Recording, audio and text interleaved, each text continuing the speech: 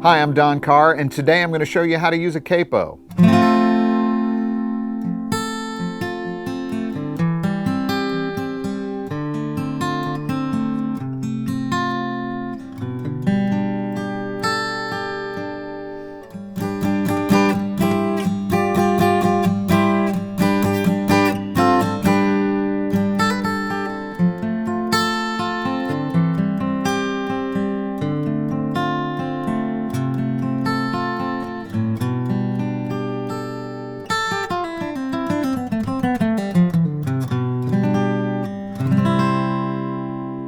A capo is a device used on the neck of a stringed instrument to shorten the playable length of the strings, thereby raising the pitch.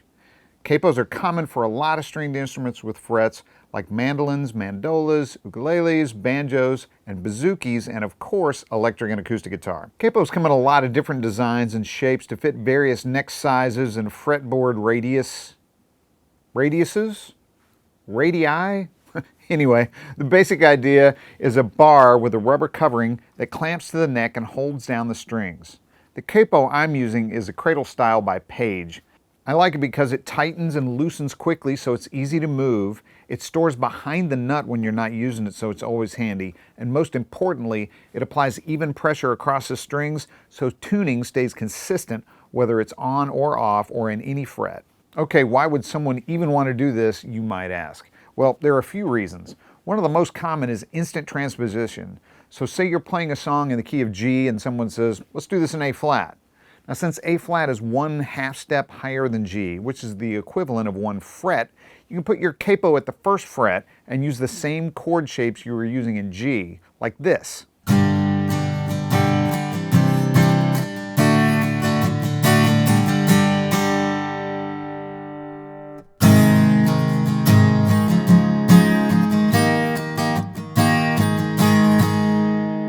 Key changes that are farther apart or moved downward require a little more figuring, but the same basic concept applies. Another reason to use a capo is the sound of open strings.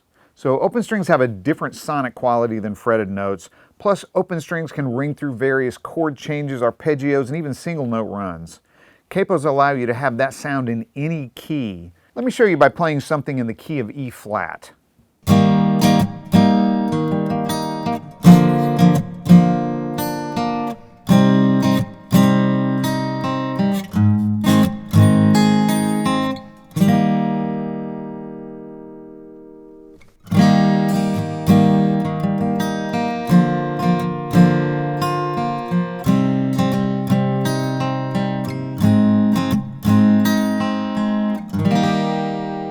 So the easiest way for me to organize how to transpose using a capo is to think of 5 different chord shapes.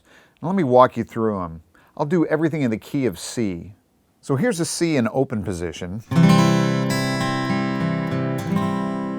Familiar C shape. Now let's put it in 3rd fret capo, and we're going to use an A position. See, that's still a C.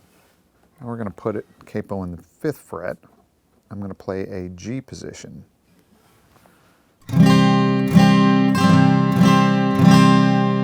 Still C.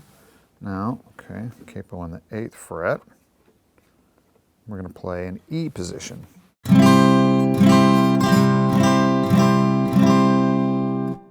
And finally, in the 10th fret, we'll play a D position.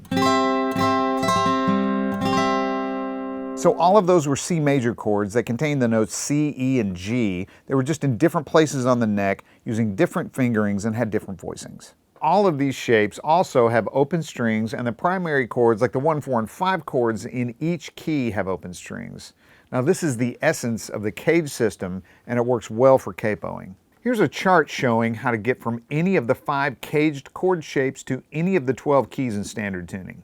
You may also want a capo in a key that does have open strings, but it's not exactly the sound you're looking for, which leads me to the 3rd reason for using a capo: artistic choice. On guitar, different open chord shapes have different voicings, so they all sound different and all have different easy embellishments and moves.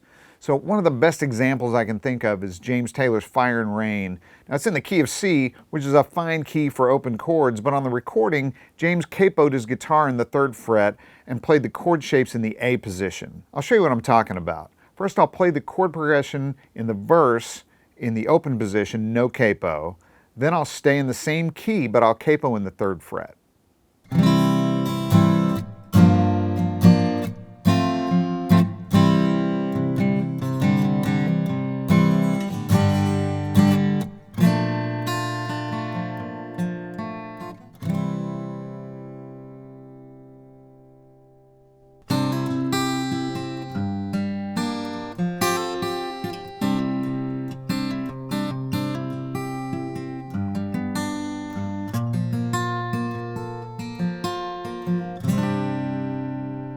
This is also really useful when you're playing with another guitarist.